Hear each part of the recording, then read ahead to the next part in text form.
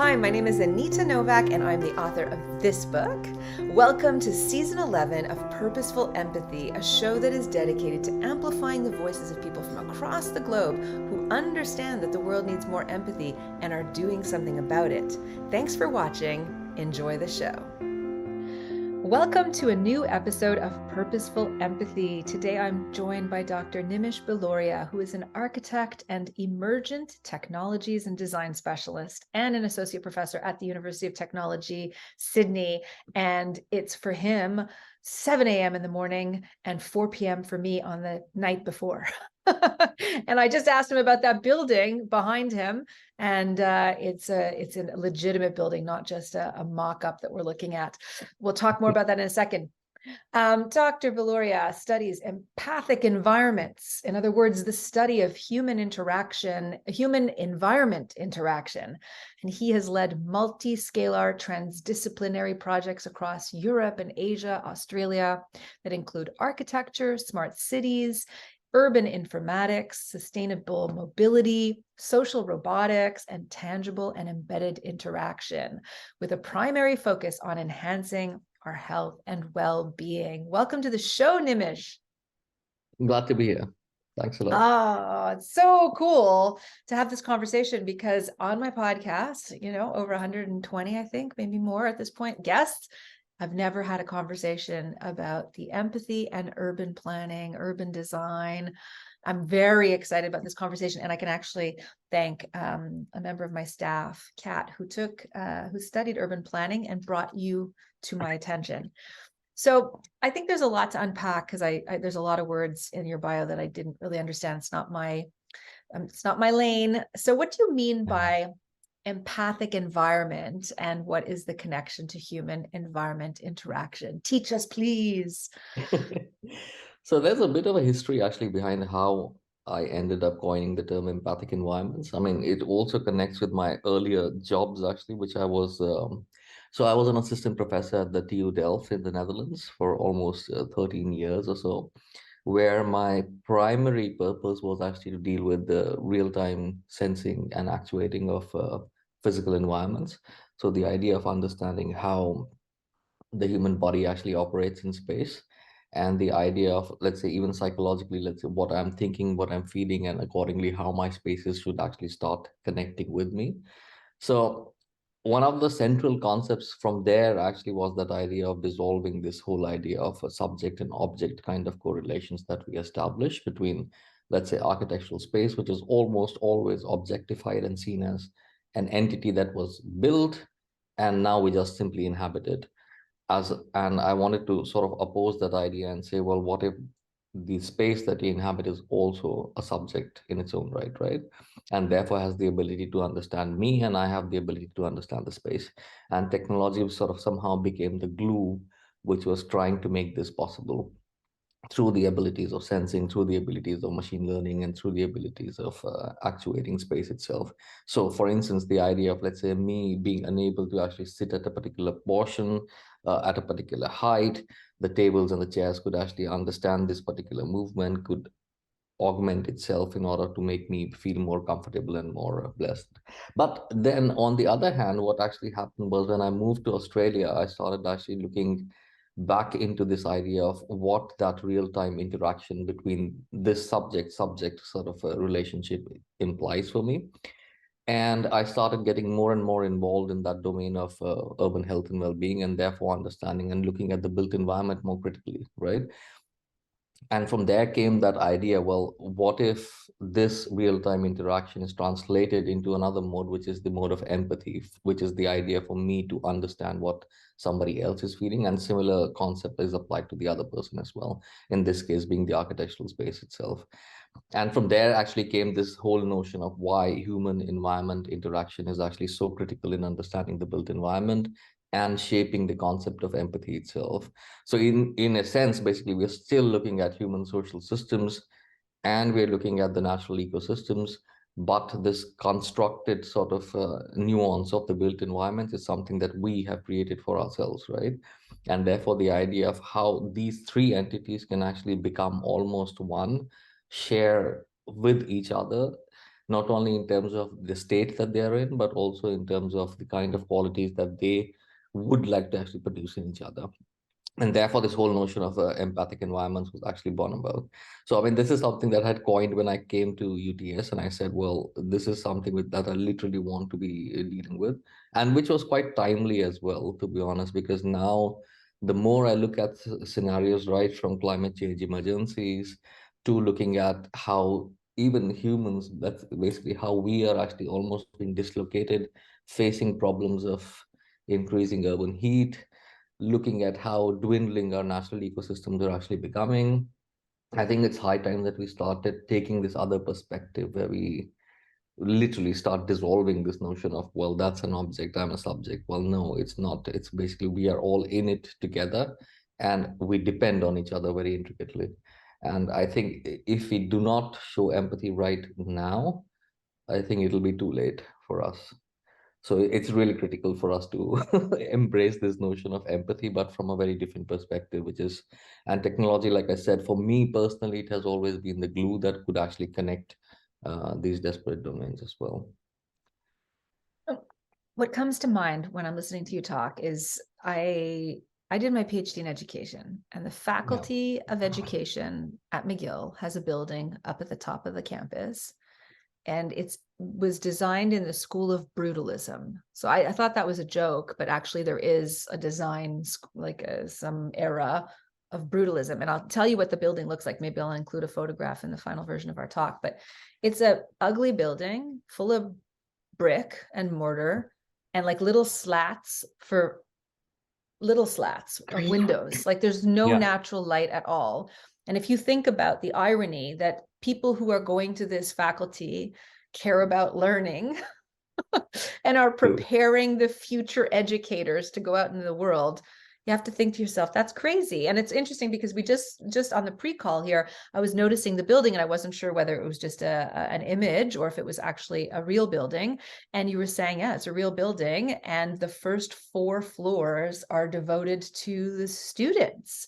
So Yes. there's something to be said about when you're designing, there's an Yes. intention embedded, not just to sort of save money on the architectural design and on the actual building, the whatever goes in, the concrete, the windows, the the True. material goods, but there's an True. experience with it, right?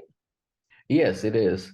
And I think it's also, I think these things are also changing actually slowly and steadily, to be honest, because now, I mean, as we talk, I'll also discuss these issues, let's say, around what does participatory design actually mean? What does it imply? How do we develop contextually sort of sensitive projects themselves? And I mean, increasingly, there's also this understanding, right, of how integrated natural systems and our psychological sort of well-being is also intricately interlinked together. And therefore, this whole notion of biophilic architecture and biophilic design has actually come about as well. And I mean, I think these things literally in terms of also understanding, well, we as humans and our innate sort of nature to be connected with the natural world, it cannot, I think should no longer be simply we cannot let go of it, to be honest. Let's say like us being caged within sort of built environments as opposed to us being almost a part and parcel of the built environment and therefore being an equal portion of that ecosystem. I think this is something very critical. So yes, I mean, let's say in this case this building was quite interesting indeed. I mean, it's prime real estate sitting right in the middle of Sydney city center, and if you were here you would understand, well, the rental crisis is insane. And so that amount of real estate that has been simply dedicated to how students can actually start interacting, communicating, creating groups, and therefore actually sharing and learning. So it's almost like a peer-to-peer kind of a concept, which is enforced by this idea of shared space itself. And I think this was very, very interesting indeed. And therefore, I do applaud, like, well, UTS for at least for that bit, which is quite fascinating. And it's connected literally with the natural green ecosystems, which is also running throughout the university. So I think in some ways this is quite fascinating. To be honest, let's say as we speak, there's another PhD applicant of mine who's waiting to be admitted, and her research is literally going to be focusing on this idea: how does natural ecosystems that are actually embedded within educational environments help in psychologically preparing the students and get them elevated at a much higher level to actually be ready to absorb education as well. So I think, yeah, there are definite linkages between these. Also in neurosciences, I mean, this is a big, also a proven entity as well. So we're really hoping to, yeah, get some more really interesting research papers cracking on that dimension very soon. Fascinating. Now, you shared just a little wee bit of your background from 10 years ago when you were in the Netherlands, but I'd be curious to know if there's any like backstory to what brought you into this space in the first place. I mean, architectural, well, yes, because my father is an architect as well. But like, for instance, okay, I'll tell you a little bit more. So I was born, of course, in India, and my dad is an architect who was always an inspiration to me in terms of like what kind of projects are actually done. He was dealing with large scale projects for the defense forces and stuff like that, which I cannot actually talk about. But it was always fascinating to think about. So there were architectural design magazines lying around, there were interior stuff lying around everywhere. So I almost grew up in that kind of a scenario, and like while I was growing up, I was also very much into sculpture, into artwork and stuff like that. So I was almost in that, almost always sort of floating around in that area. But when I joined architecture, which was also in one of those prestigious colleges in Ahmedabad, it's called the Center for Environmental Planning and Technology, CEPT. It was fascinating because that was the first time in which we were given like this absolute freedom to think, debate, and critique architecture and the built environment around us, which was quite a eye opener, to be honest, because like till now you would only appreciate things by looking at glossy imagery and stuff like that. But the moment you stepped inside this the bachelor's educational sort of domain, it was interesting because architecture was taught in a very different way. It was not about, well, is it all about space? Is it all about dimensions? Well, no, it was more to do with society. It was more to do with environment. It was more to do with the socio-political conditions around you. And therefore, architecture almost became like an agenda of some sort, right? Like you had a purpose behind why you were designing even a single wall, or why a wall would be concrete, or why should it be thick, thin, angular, curved, and everything actually connoted a particular meaning, a particular expression that would again sort of join people together. So even during my bachelor's, actually, it was fascinating because I ended up actually exploring the relationship between new media and architecture and its interconnection with the social cultural context actually around it, right? And from there, I was pulled into this idea of, well, from new media into understanding what emerging technologies actually mean, what could they actually contribute to make a healthier environment. So I ended up going to the Architectural Association in London, which was again like one of those very avant-garde kind of a place where new ideas are always born, they're challenged and stuff. Where again, I sort of got fused with this notion of biomimicry, understanding natural systems, how they actually operate, like literally including the bare bones of, well, how structural systems work, how bird bones are actually hollow, they're almost light but they're still very stable. What lies behind it, right? So the idea of exploring this, till the extent that I was also involved a lot with chemical sciences and working with electroactive polymer gel systems to understand, well, how do buildings, how can they act as natural sort of actuating systems to regulate the amount of heat or the amount of wind that can actually enter buildings and stuff. So and because I was actually involved with all of that, then I was invited to do a PhD in TU Delft in the Netherlands. So in some ways, I mean, where I then got literally sort of engaged with this notion of real-time interaction and understanding human environment interaction in much more detail, right? So the idea has always been, in some ways, I feel that I'm lucky enough to actually have experienced, it's like completely different socio-cultural context, right? I'm moving from India, then I also spent some time in China. I also was in the Netherlands, of course, for a long time, in the UK. Then I've roamed around Europe quite a lot and offered, and well, so literally, like I've lived around in a lot of places where I've been so lucky to firsthand actually experience what does it mean to live in these kinds of built environments.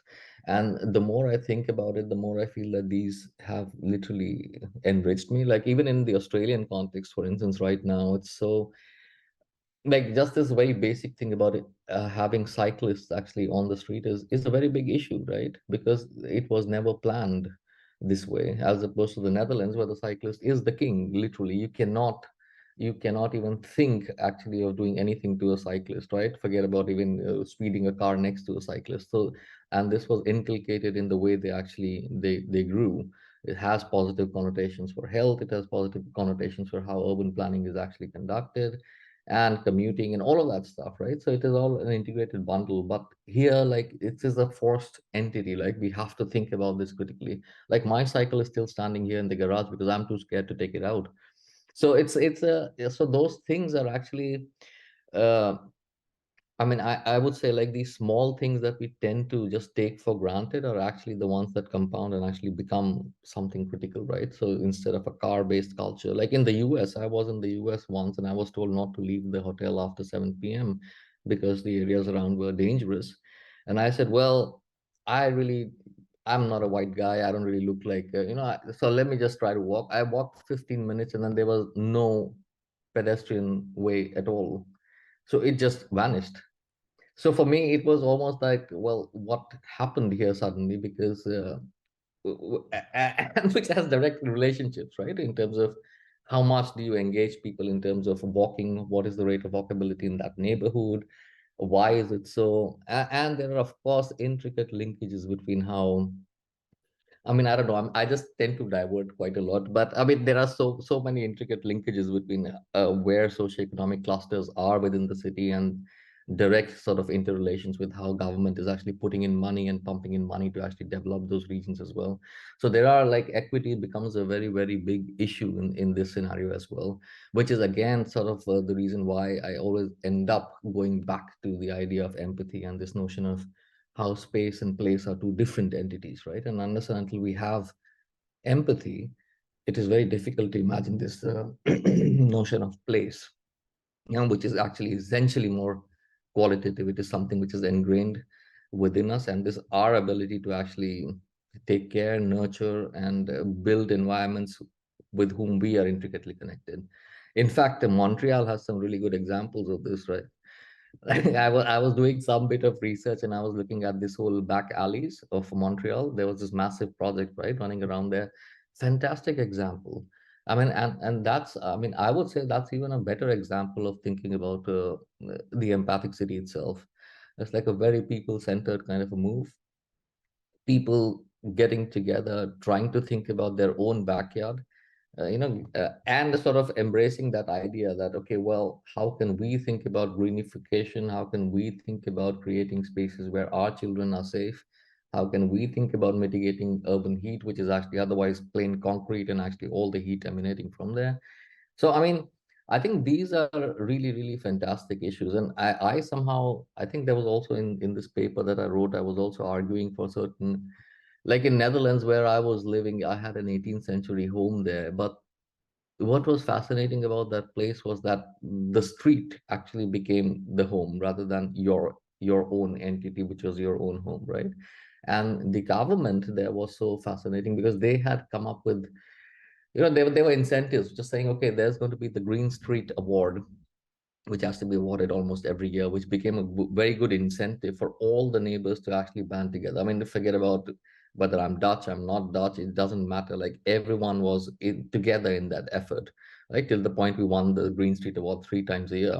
I mean, 3 years in a row, to be honest. So, I mean, it was really, I think it is also like a part and parcel of how governance is actually conducted, right? Hey, I don't mean to interrupt a great conversation. I just want to draw attention to the fact that there are over 120 equally awesome conversations of my podcast and YouTube series on my channel. Please subscribe. The world needs more empathy, and you have a role to play. There's a lot of elections all the time, right? There's at the federal level, at the state or the provincial level, then at the municipal level. And so many people have said that cities are crucial to fighting climate change, right? So I wonder, because not a lot of people that I know vote in the municipal election. They just feel that the federal election, it's probably counts for a little bit more. And there's a lot, I guess, maybe some politicized students could say about that, or political scientists. What would you say to just the lay citizen to know about, like, what should they be thinking about when politicians are talking about urban design and city design that you think would be helpful for community building, helpful for sustainability? What are some of the trends that you think we should all know about? I think first and foremost, we need to learn how to read between the lines in terms of what is being actually sold to you. Actually, there's a very interesting, so sorry to divert a bit, but there's a very interesting thing which I had also written in one of my papers criticizing the smart city movement, which was also connected with the idea of well-being and its generations and the city, smart city and its generations, right? So this whole idea of actually going from a very what you can call an object-oriented kind of well-being scenario, which was actually so let's say I would say, well, it was like a product-based scenario, right? In which the whole idea was like, yeah, if I own a washing machine, then the whole idea of well-being, which is then conceived in that terms of actually, let's say, my ability to afford goods and therefore my ability to actually do good for myself in some ways or the other, right?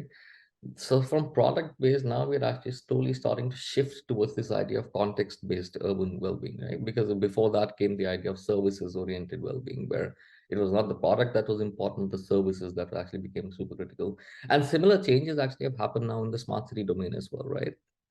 So the idea of how we end up from a very techno-centric to a very context-centric kind of an approach, right? So let's say like IBM and everybody selling their dreams and actually making big money out of all the systems that they would actually then entrench within the cities, and also in some ways capitalistic sort of moves, but to this point where we are now literally saying, well, eh, if a new development is actually proposed, so for instance, in Australia, like whenever these new developments are proposed, there's a massive phase of critique as well, right? Like it is opened up to public. People can actually literally critique why this urban development should happen or shouldn't happen.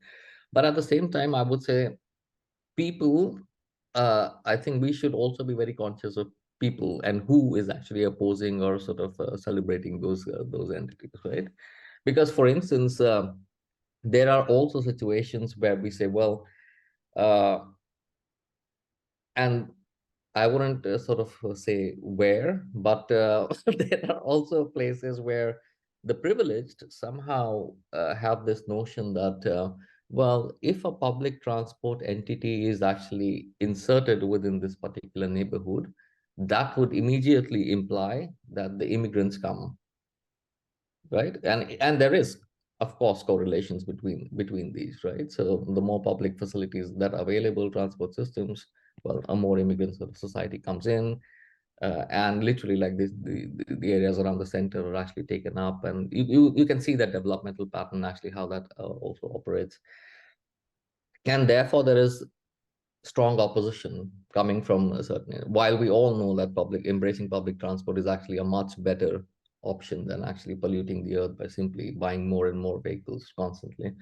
So yeah, I think like I would really suggest that people should be very, very aware of what factions are actually behind the kind of developments that are proposed. And to be honest, read at its core whether there is any or any at all sort of participatory mode, of at least being a participant to the process of suggesting urban development. I think this is something which is very important. Otherwise, we are simply becoming like bystanders. We see and we hear, okay, this new thing was proposed, wonderful, and we just see it being built, and then we say, well, because of this, 6,000 more people have come here to live. 20,000 cars are suddenly added to the road. The road width has never changed because, of course, the departments don't communicate within each other. So everything operates in silos. And then suddenly we say, oh my God, this place has become a living hell. We can't live here anymore. So I think the repercussions, we have to understand repercussions, which is really, and therefore, like I also am a big proponent of saying, well, I don't want to talk about big data because I hate the word big data. I only want to talk about linked data, right? So what are those constant interrelationships between any stone that is thrown into this already sort of a dense environment is going to have multiple repercussions. And if so, well, what are those going to be? So it's not just about a new building comes up, density comes about, traffic comes about, road network has to be updated, so and so. So almost everything is like a giant network, and so we need to understand this in a linked manner to understand how relationships actually get. And those are things that are actually never brought to the fore, right? They always stay in the background. Nobody knows. It's, yeah, this new city is going to be developed, super cool. What's going to be the impact on nature? How many trees are you actually going to be cutting off? What's also there are so many of these things that are actually critical for us to imagine. I mean, and to be honest, sometimes I don't even blame people. I mean, I think it's just that we need to become a little bit more sensitive and more aware about our everyday surroundings. You'll be surprised actually. I ran an elective here where the idea was very simple. The idea was, well, tomorrow if I don't give you any spatial sort of connotation, I don't say, oh, this space has to be 5 meters by 5 meters, but I want to tell you, just design using five senses and what actually which sense you want to heighten and which sense you want to. It was so difficult for students to get that concept of like it's my own senses, right? And the whole notion of how almost everything that I do, like the surfaces that I touch, let's say you're sitting on a leather couch, I'm sitting on a netted surface. I mean, why are these two so different? What is this degree of comfort? Why is that degree of cushion versus my sort of ability to bend behind? Why are these so intricately connected with how I sense and therefore how I'm actually able to do the task that I'm wanting to do? So, I mean, all I'm saying is, I think this basic level of sensibilities is something that we need to awaken a little bit more. And maybe part and parcel is also like these, which are also really like creating a bit of a problem. Yeah, just to give you, like, this is a bit off the track, but it's a very interesting one because, in Netherlands, I heard this through the train systems, NS in Netherlands. So earlier they said, well, trains and the bogies actually were really, really important social entities where interactions would happen. And a lot of relationships were actually built in there. So people used to get married and, so they started knowing people. So bars were not the only places where you would go, right? And actually, so and because of phones, of course, nobody cares about, everybody's like this. And so they actually had a special event where they said, well, let's reinvent the bogey and let's actually ban phones and now let people in there. And you suddenly saw that, well, there was so much of social interaction actually happening, people speaking with each other. And these are very different contexts, right? If you go in local trains in Bombay, it's a very different context of what happens there. Like people, there are literally like families that are created inside the trains, like till the point that somebody is genuinely empathic and genuinely worried about what happened with that other guy. He hasn't come for 2 days. Like who cares about it? So I think this kind of we need to attribute more value to what we have and where we can actually create this ability to socialize, to empathize, and to connect.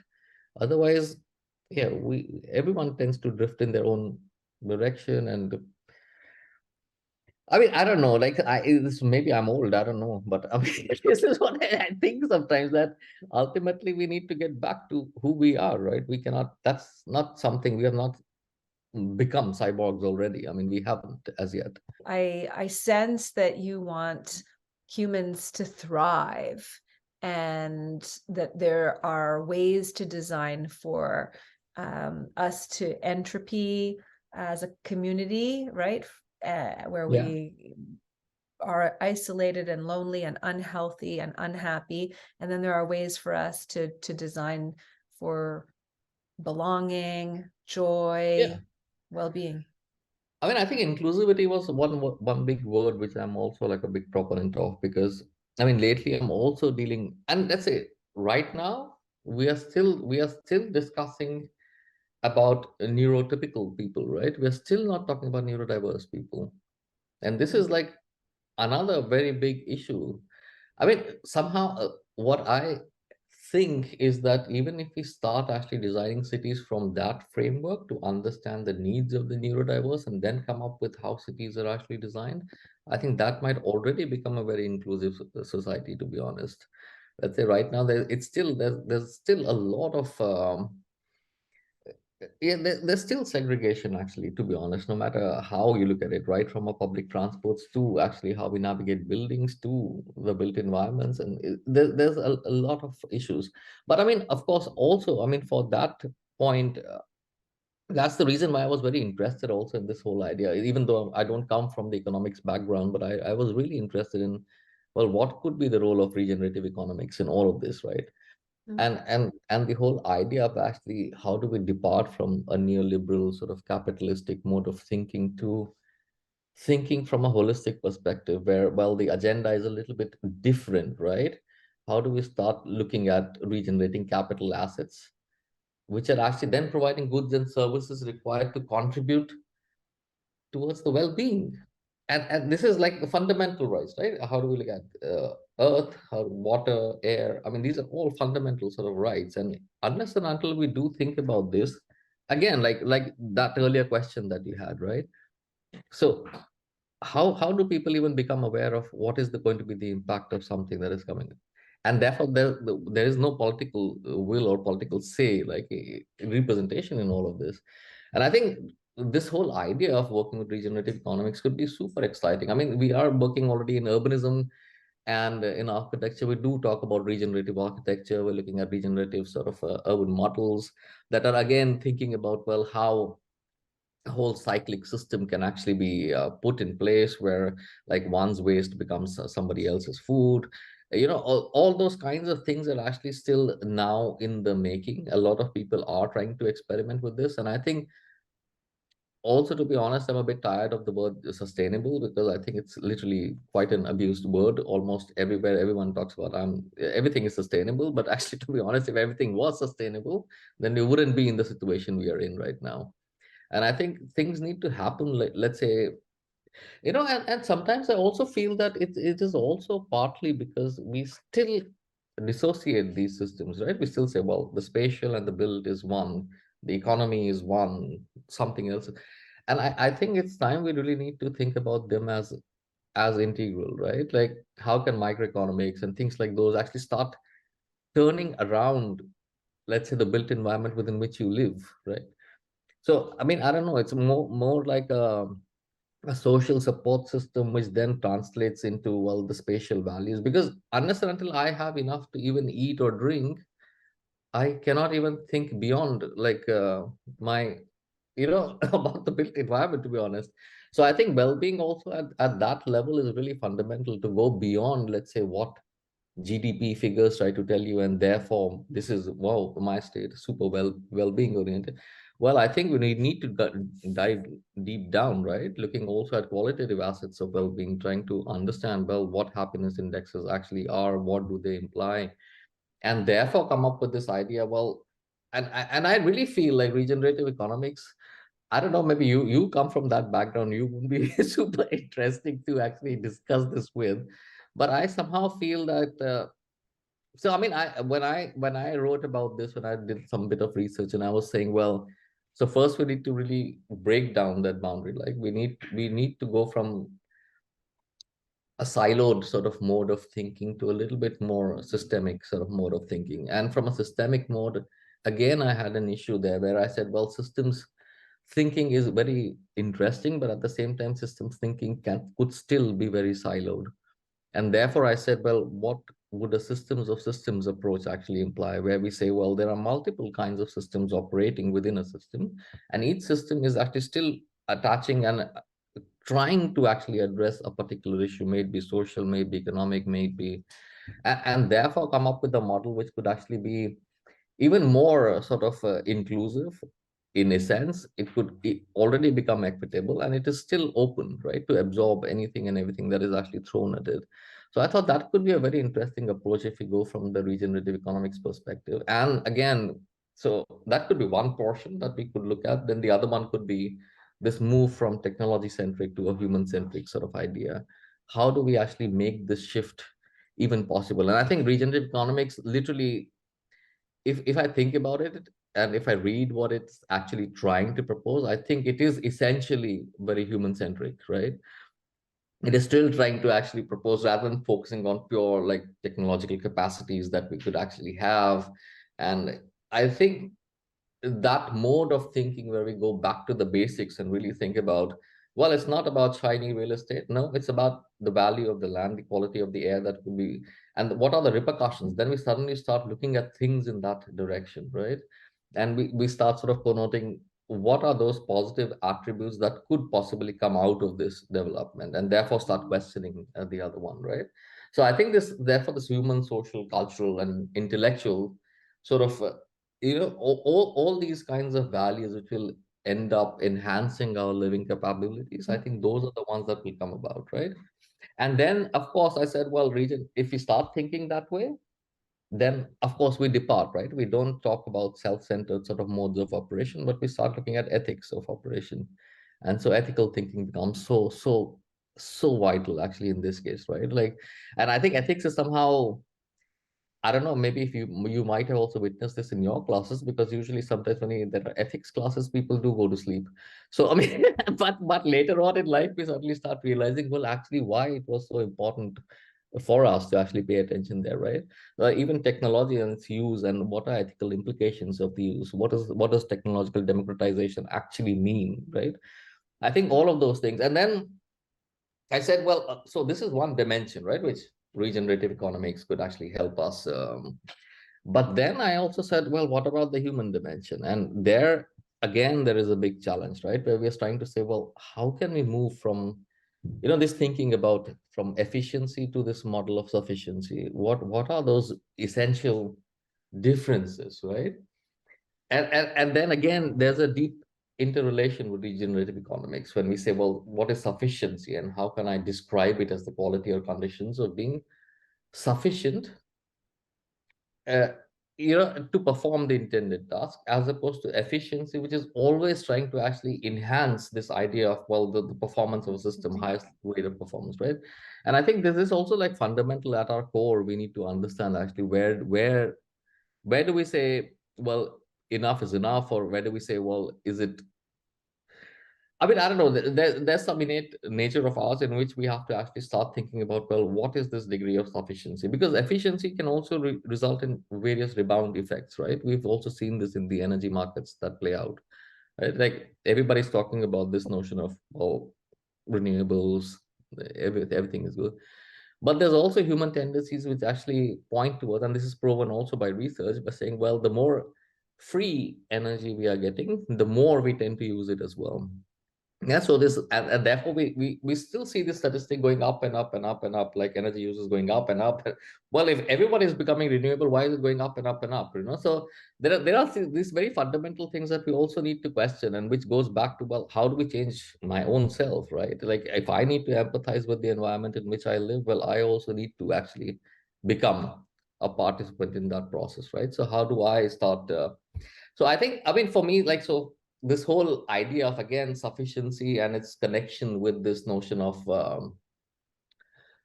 regenerative economics, where we start focusing a little bit, I would say, to use a lack of a better word, but the absolutes of things, right? When we say, well, it's an absolute that we need to reduce carbon, we need to do this, and I think its interconnection with regenerative economics could be very, very interesting. And then the last thing I actually proposed was, well, how do we, from a governance perspective, right? How do we go from an exclusionary sort of mode of operation to a more inclusive mode of operation? So what does inclusion actually imply in this case? Where again, this whole, and that's why I was so excited when I saw that Montreal street development. I was like, oh my God, this is like so cool. Like, I think because even those smaller things actually, and how that promotes this idea that, well, it's me who can actually truly have that sense of ownership of a place.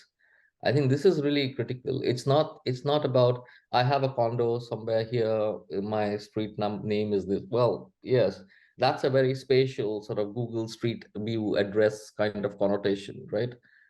But there's something more to the space where you live, and that difference between how that space gets translated into place is actually very important in terms of how you participated in the development, enrichment, as a community to grow that particular place.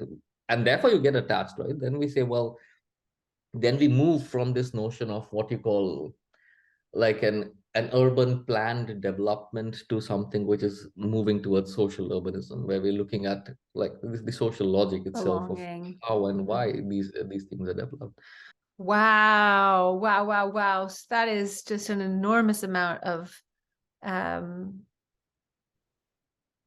thought-provoking um, thing, just a lot of different things to digest on and to think about and to reflect on. I would continue this conversation for longer, but we're running out the hour, and I never leave a conversation with a guest without asking a final question. So if you'll indulge a last small question.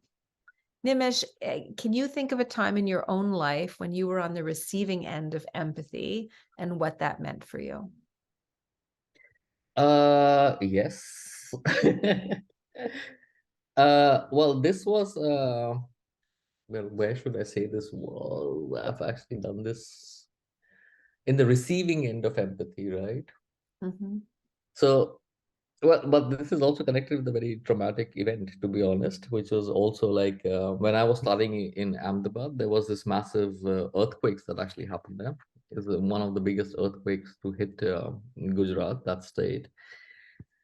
And to be honest, it was almost chaos everywhere. Nobody actually knew what was going on. People were literally buried under rubbles and stuff like that. And the idea was that we, as a school of architecture sort of team, and this whole idea of actually working together. So the notion was to transform the school into a social aid kind of and services offering kind of an entity, where all the students actually clubbed together, and we were doing this job also working with the fire people and so on. So and it was interesting because like there was a time where like I together with some of my friends were actually literally exhausted till the point that we couldn't take it in anymore, because I mean it's not easy to see somebody buried, and we are trying to actually help firefighters to take, because we also were not ever exposed to that scenario. But it was interesting because the firefighters were then they did actually understand our situation where and for me it was particularly uh, I don't know, this is very touching because this guy was actually talking to me from a perspective where he made me feel what it actually means to lose somebody, right? And and he made me feel like almost comfortable till the point where he said, well, whatever we do as humans, and we are trying to help each other. There's nothing here which is connected with like me trying to touch somebody who comes from a different caste, a different religion, a different so and so. No, it's about humanity coming together where everything sort of melts together. And this is what you can call as true service. And he made me actually feel in a way like that compassion and that empathy that you literally start feeling for each other. When I said, well, this guy is no different from me, it's just that I study something else and maybe I come from a little bit of a privileged background, but in reality all of us are the same, right? There's there's no difference. It's just I think that kind of a feeling was something which also triggered a lot of these emotions inside me, like in terms of saying, why do we still actually segregate? Why is there still so much inequity? Why is there? I mean, I don't know. At some instances, I also feel that maybe like when you start studying architecture, when you start dealing with space, when you start dealing with the built environment, you automatically start going into that realm of society. It's I think social issues become so dominant, like in this case where you cannot separate basically the two. So for me, I mean, I don't know, this whole experience was very enriching. It was also, yeah, it is something that I can never forget basically in my life. Like somebody who knew that, okay, I'm feeling literally down. He came out of his way. He came, spoke with me, made me feel comfortable, made me feel as if I'm a part and parcel of that whole process and the bigger notion of humanity, right? So it's all about what you can say, like being human is something which was, yeah, it was a very touching experience for me, to be honest. Thank you. You know why I love asking this question is that I never know the story that I'll hear.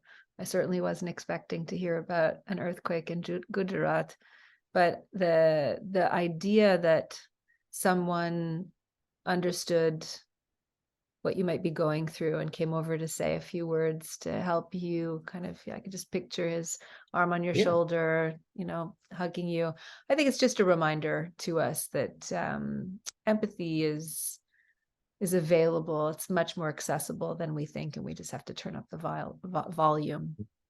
And I think underneath it all, we are all still human. So I think we need to we need to get back to the basics sometime and say, well, let's maybe restart and rethink the directions that we take, the decisions that we make. Okay, I think that'll well, thank you, Nimish. And if you come to Montreal, I have friends that have worked on the alleyway greening of the great. alleyway, and we'll have you over for some beer or some wine, whatever your drink of preference is. Thank you so much for finding the time early in the morning in Sydney, Australia, as I leave to pick up my daughter at the end of the day here in Montreal. Thank you for watching. Thank you for listening. We'll see you next week at Purposeful. Thanks so much for watching another episode of Purposeful Empathy. Please subscribe to my channel. Please consider buying a copy of Purposeful Empathy. Remember, the world needs more empathy, and you have a role to play.